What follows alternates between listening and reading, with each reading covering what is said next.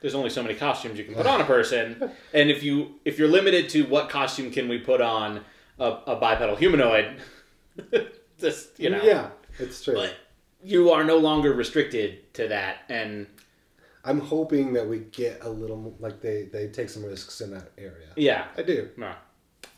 But hey, it's a week without Vulcans, so I'm okay.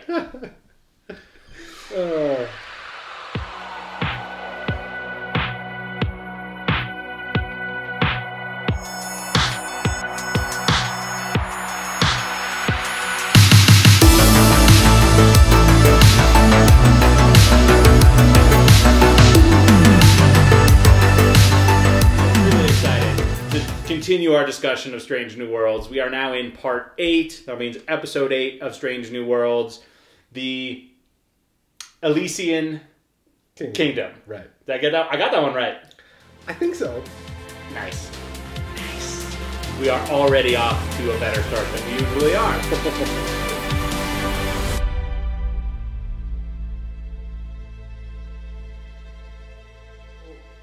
My first impressions of the episode, I was excited, I guess, to we sort of open with Mbenga and his daughter.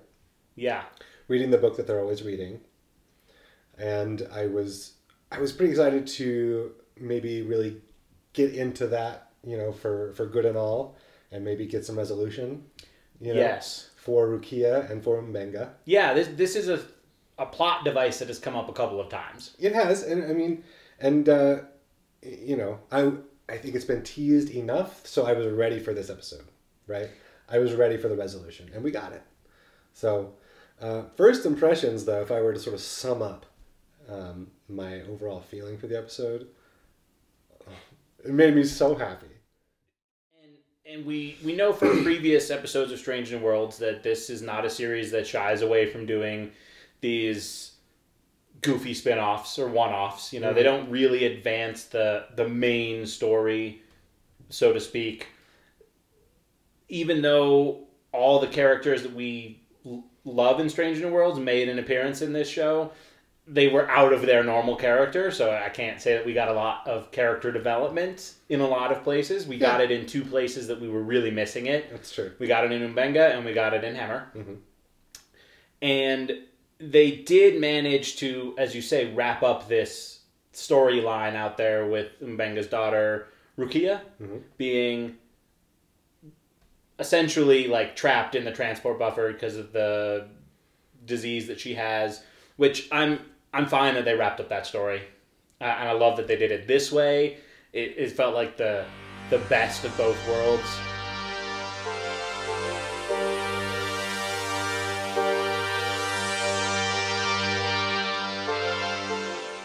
Let's level set this episode. Okay.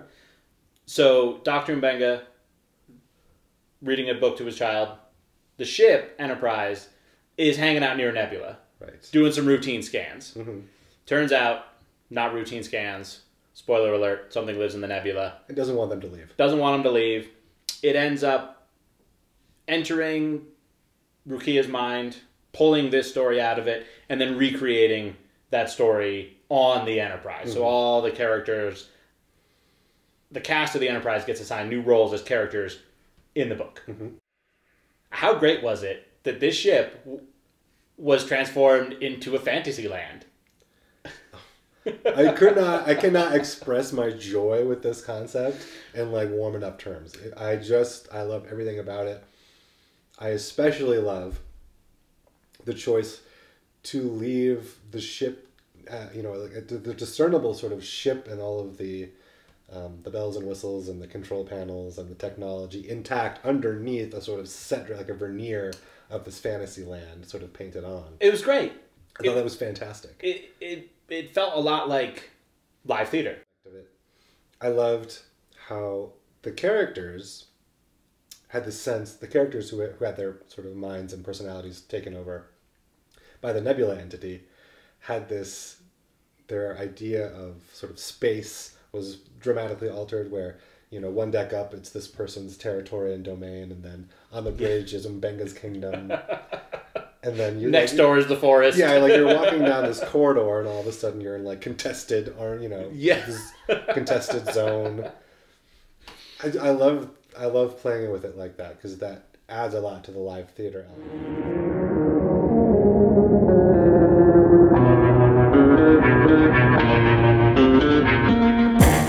The heart and soul of this episode. It's so bad it's good. I can't disagree. If any other franchise had tried to pull off this, I'd be sitting here singing a very different tune. This only works because it's Star Trek. Yeah.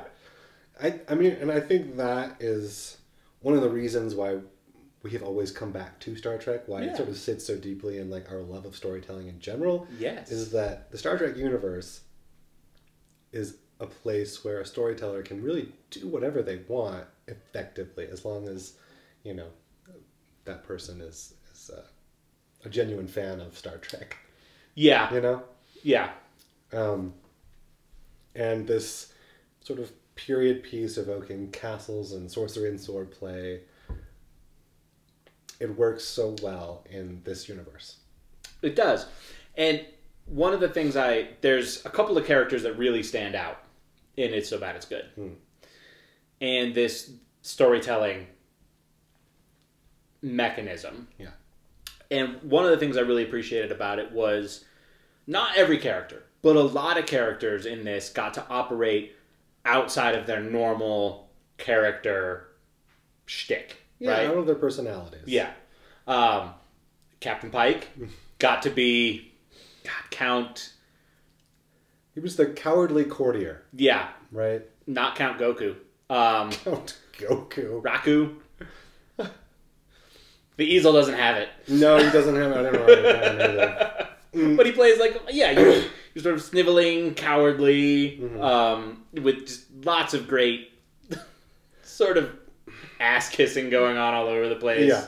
The little spats between he and Ortegas' character, They had this who's on the complete opposite side of the coward spectrum. Yes, this sort of very Worf-like into battle mode. Yeah. Ortegas' character seemed pretty much on par for her.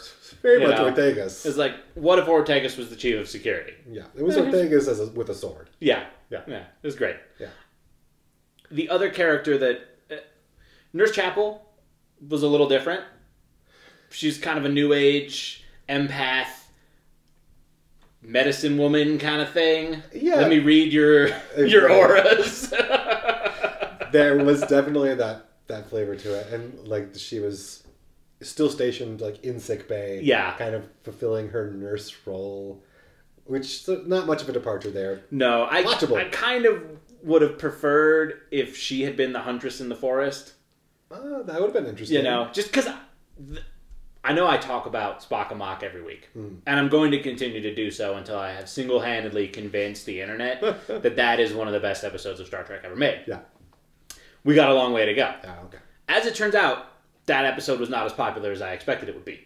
Like, after we did ours and reading about it, it got some heat. But whatever. The on-screen chemistry that Nurse Chapel and Ortegas have is fantastic. So I was really hoping that, in hindsight, after watching the episode, I was like, man, one of my few critiques is there was an opportunity to get more scenes with those two together. But instead, they put Una into the role of the huntress, which is fine for Una. Yeah, like, works fine. That's her character. I agree. But I think you're right that the chemistry that those two characters have is underutilized. Yeah. So that would have been a good spot for it. This episode, Hemmer did make an appearance. Yes. After 3 episodes of not being in Strange New Worlds, we got plenty of Hemmer. We got a lot of Hemmer. Yeah. And it was great because it was actually Hemmer. He's one of 2 people not actually involved in the fantasy. His telepathic abilities, his hive mind that he's constructed down in engineering has protected him from nebula hive minds. So I love his line. Felt like my brain was getting squeezed through my nose. So he actually gets to live the part of the character he's playing in the fantasy, but with his own mind. And he plays a wizard. Castor. Castor. Thank you. I think he's Castor, and then Spock is Pollux. Spock is definitely Pollux. Right. Yes. Yeah. So he plays a wizard Castor, and as you said, it's really up to him to sort of invest as the wizard Castor. And it seemed like such a leap for Hammer, as, you know, this fairly flat, monotone way he has with engaging almost everything. Yeah. To have him step into this role in order to advance the story along. And he does it so well. Like, I really enjoyed his performance in this episode. He really does. He brought the funny, he brought some junk science, you know. When he learns that wizards say abracadabra. I love how he asks the question. It's like, what would a human wizard in the story say in this situation? Like, he missed his call as a thespian. He was all in on this, like, role-playing. Like, what a great... Yeah. And he was one day you wake up and you're like, oh, I'm wearing a wizard's cloak, and the rest of the crew's acting very strange. Right. And, oh, here's Dr. Mbenga. Dr. Mbenga, what's going on? Oh, well, actually, it turns out we're probably inside, you know, the consciousness of my daughter and a fairy tale I keep reading her. He's like, oh, I'm a wizard? Cool. Let's go LARPing. Yeah, and I just love how invested he becomes after that. Yeah. He's just like, all right, I mean, if it's happening, like, let's let it happen. In multiple episodes now, Strange New Worlds demonstrates that when they decide to focus on a character, they can do it really well. And even though Hemmer isn't the centerpiece of this story, he's definitely the centerpiece of the story. Like, it has nothing to do with him, but the way that they involve his character in the interactions with Mbenga, who the story is definitely about, are able to lift Hemmer up and give him more of a voice and more of a presence on that ship than they've struggled to do with some other characters. And in some other episodes and where with Hemmer in the past, too. Well, with Hemmer in the past, it's... yeah. Has Hemmer been in an episode before? How do I know who Hemmer is? I know. But sometimes when you think, okay, we have to develop a character, so that character has to be the front of the story, and everything in the story has to be about this character's development.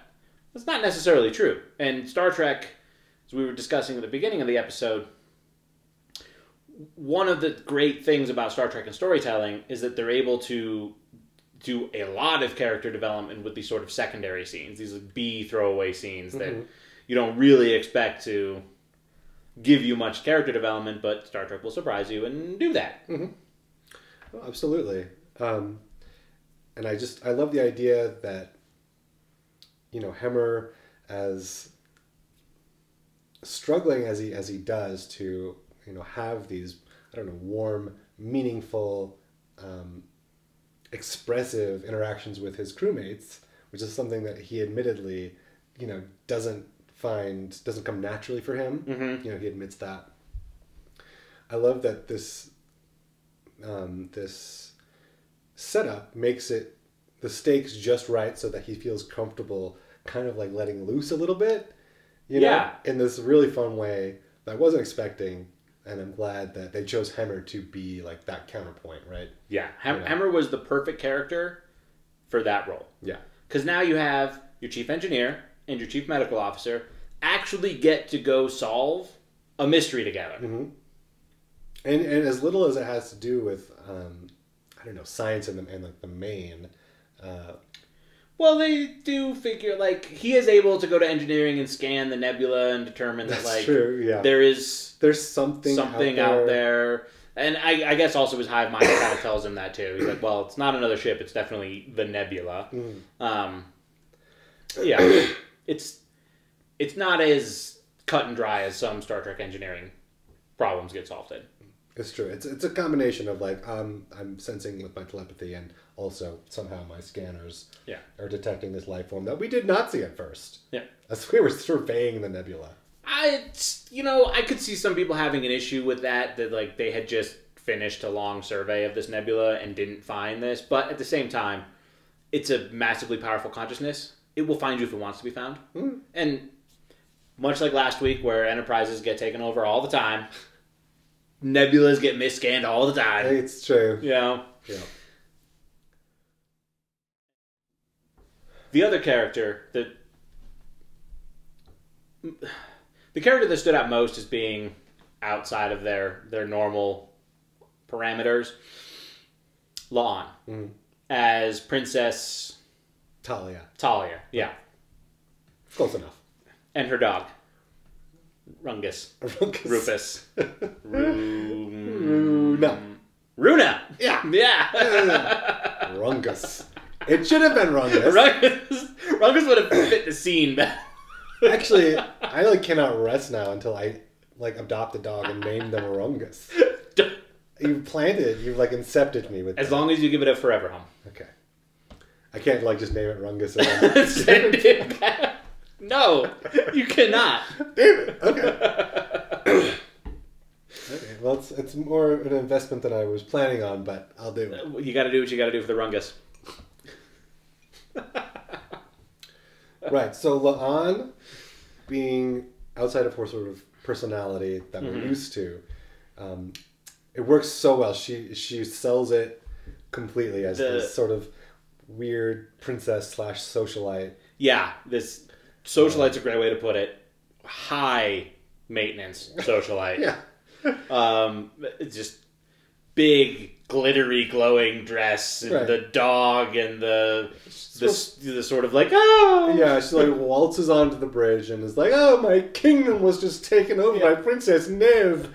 And then, she's really less concerned with that than I would be in her place. She was just like, I have my dog. Yeah. And I can be dramatic about it, so it's kind of all I'm asking for. My favorite scene with her is when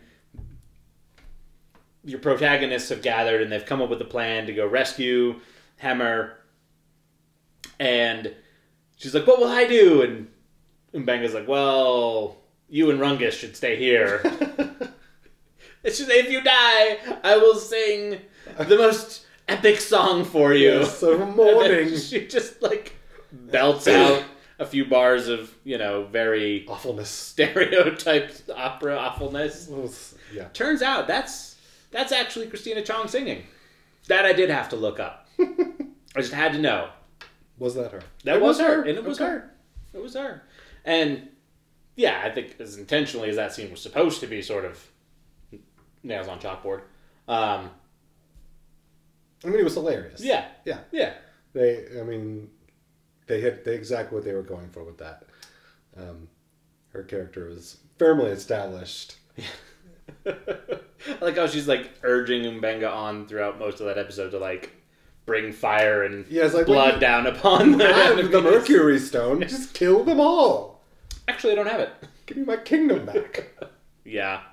That was just fun. That was just fun Star Trek. It was, and that's all they were trying for, and that's what they achieved. And as we said at the beginning of the segment, only Star Trek can really pull off this kind of goofy. There's a few other franchises. Supernatural does it a lot, but hey, X-Files. X-Files definitely when they chose to go that route could really go that route. Yeah. But I couldn't see the Star Wars universe you couldn't have this episode in the midst of the Book of Boba. You'd be like, what is going on here? No, to be fair, there are, I think, probably several episodes of Clone Wars that kind of just go off the rails, goofy, between there's some off-label clones that have some episodes like that. There certainly are. Yeah, and those episodes they're okay. Yeah. You know? Okay. But I think Star Trek is unique in that when they go off the rails, so to speak, it ends up being, oddly enough, one of the highlights of a series. Mm-hmm. These are the episodes that I will I remember. Like when I'm, I don't know, 20 years from now. Yeah. I'll be like, someone will mention Strange New Worlds. This is the episode I'm going to think of. Absolutely. Yeah. Absolutely. It can be kind of frustrating in a 10-episode season to get hit with one of these. Because maybe a part of you is like, but you only have 2 episodes after this. Mm-hmm. Why? And there's still so many questions and so many storylines that you've kind of thrown out there, and I'm still waiting to see which ones are going to get reeled back in and what's going to matter, and why are we dealing with this fantasy kingdom, and what is... It can be a little hair pulling. I can understand the frustration, right? But I can also understand... But fast forward. Right. 5 years. Mm-hmm. You're going back. You're rewatching. There's now, hopefully, 30 episodes or more of Strange New Worlds. Yeah. For me, this is going to be one of the ones that I seek out. I'm like, oh, man. No, you know what? Yes, I agree with you. I will be rewatching this episode for years to come. Yeah. No doubt about it. And I can sympathize with the frustration of, we only have 10 episodes to... close all these arcs, to introduce what we want to introduce for continuing plot lines and really invest our viewership in those. At the same time, this is the episode that I think more than really any other to date for this series has captured a piece of the soul of Star Trek for me. Mm. And so it was not a waste. No. I agree. Absolutely not. I agree at how much of the soul of Trek this episode was able to capture. Yeah. Okay.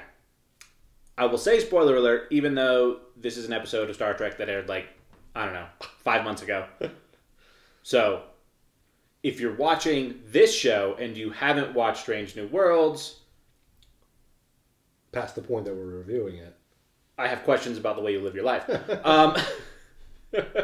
So, the end of this episode, it's discovered that it is M'Benga's daughter that the Nebula is interacting with, and the Nebula, who the kid names Deborah, after her mom, which is kind of touching. Yeah. If not a little weird. It's just weird to have a Nebula named Deborah. And it's unclear whether the entity is the Nebula or just resides there. It's kind of, I think, just residing in the Nebula. Okay. Yeah. That's fair. So Deborah lives in a nebula. That's fair. And Deborah, who lives in the nebula, has cured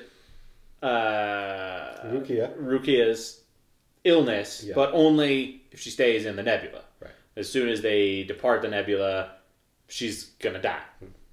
So M'Benga and Rukia have this really tough choice to make of do I let go of my daughter? Do I not? Which is funny because it's also what's going on in the book, and they set that up at the beginning with the Mercury Stone, and does he hold on to his greatest weapon, or does he give it up to save the princess, and yada, yada, yada. Yeah, parallels. I mean, I love it. Yeah. But... very clever. Yes. Very clever.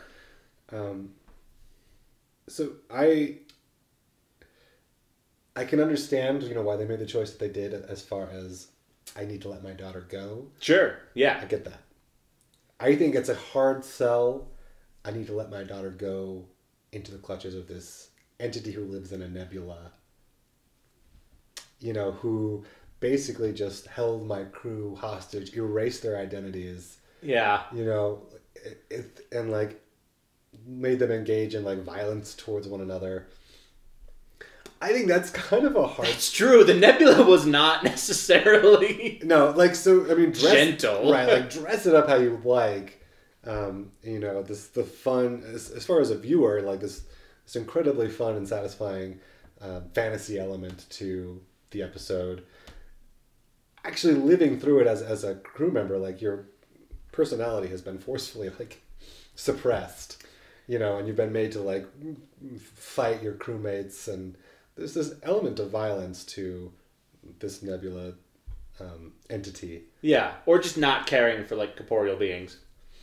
Right. So this violence or insensitivity, however you want to frame it, it's not something that you would, if you had any other choice. It's not first on the babysitter list. Exactly. Yeah.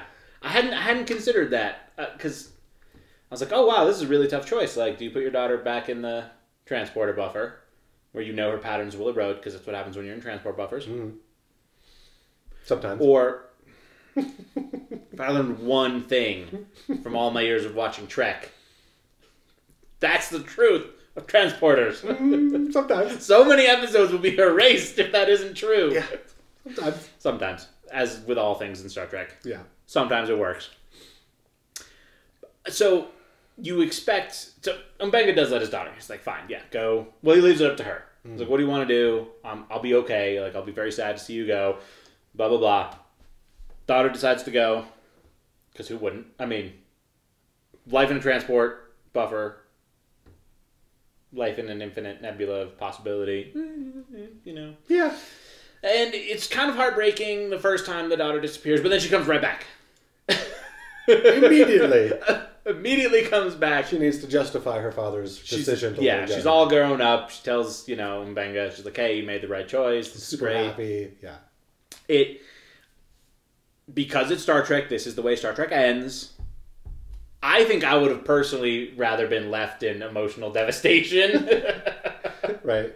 But you very, very keenly pointed out that had they left Mbenga in that emotional devastation, it would have kept coming up. They would have to keep bringing it up. Yeah. This way, maybe we finally get a clean break in a Strange New World story arc, and he can start engaging in other plots more wholeheartedly. Yeah. Without the same resistance. It's like, I'm always thinking about my daughter. Of course, he's still going to be thinking about her, but sure. I feel like that you could now sort of reasonably write him as jumping back into his role as the chief medical officer. Right, and life in general. Yeah. And this did serve as a little bit of a redemption arc for him. I'll be honest, there was part of me that was like, man, is Mbenga just going to let the Enterprise hang out near this nebula and save his daughter? Yeah. And like, he and his daughter are just going to keep living out this fantasy book? Because he's made some huge sacrifices. He's put her well-being ahead of the crew's well-being. Pretty consistently. Yeah. Yeah. So, for me, it wasn't a stretch of the imagination to say that, yeah, okay, Mbenga's going to... And it's going to be Hemmer who has to kind of use his telepathy or something to kind of get them out of this situation. But Mbenga makes the tough call, but the right call. And immediately after that scene, Strange New Worlds goes back to doing the thing that is really starting to frustrate me. It's acknowledged in Mbenga's personal log that the entire crew lost 5 hours. They don't remember what happened. Una is aware that the crew is aware that they've lost 5 hours. Because in the last scene, Una goes down to Mbenga's office, and he's like sitting there smirking, being like, I had a life-changing adventure that nobody remembers. And she's like, oh man, you know what happened in the 5 hours. And I'm like, how are you not filing a report on this? Yeah. Like, he starts telling it like, as all great stories do, once upon a time. I mean, it's true. I mean, how do you not alert the world that there's a nebula with a consciousness in it? It's like the next time somebody is going out to survey this nebula, they don't get trapped in the same Rosencrantz and Guildenstern shenanigans. It's true. I mean, exactly. He puts some warning buoys up, If you want a good time, visit this nebula. Right, you could easily write the report without even mentioning your daughter. Just be like, you're leaving some of the details unfilled. Yeah. Be like, oh, I don't know how that occurred exactly, but it did happen. Yeah. Or like cat's out of the bag. Just go tell Pike. Like, he isn't going to care. No. He defends, he's going to defend his crew. He defends his crew's terrible choices all the time. Does. That's his defining trait as a captain, is his crew can hide things from him, and he'll still cover for them. It's it's okay. It's fine. We'll work it out next episode. Or never. Or never. I'm still waiting for many of the crew's choices to come back and bite them. So, yeah. But that was my final thoughts on the episode. It was great. The ending was a little messy, but yeah, I think would have been better served with just Mbenga walking in to Pike's office, handing him his report, being like, here's my briefing on what happened. Pike looks at it and goes, damn, you doing okay? I think they were really kind of married to the line of like, you know, it began like so many stories once upon a time. Yeah. They were just like, no, we need that. That's got to stay. That's the line that's going to make this. It was the worst line in the whole episode. I mean, yeah, but I can totally see though, like, you know, being like, oh, that's the sort of neat little, you know, ribbon and bow attached to the thing. Yeah. It worked because it's Star Trek. Yeah. Well, that's going to do it for this week's episode of the Astro Maxx Show. Thank you all very much for checking it out. Please remember to like, subscribe, share, find us on Facebook. We are around. I've been Max. We will trek you next week.